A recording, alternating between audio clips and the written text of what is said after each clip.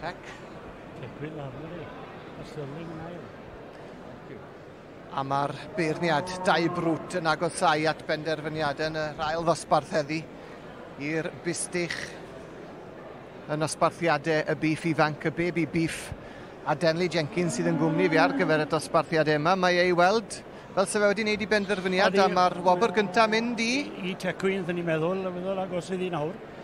Mae wedi mynd am yr un trwma yn y clas yma nawr. O fod y teg mae wedi wneud o'n cyson dros drwy gyd o fod y teg a lled yn ei bartholau. Dreuliodd e dipyn o amser yn dod gyda'r Eidon ma ar y pen. Oedd e'n edrych yn spel yn y fe.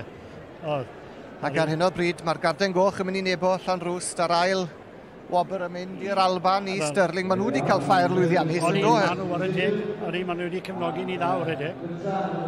A dyna ni y penderfyniad wedi wneud. Llongyfarchiadau mawr iawn felly i Tecwyn Jones a'i Eidon Scarlett wedi mynd â hi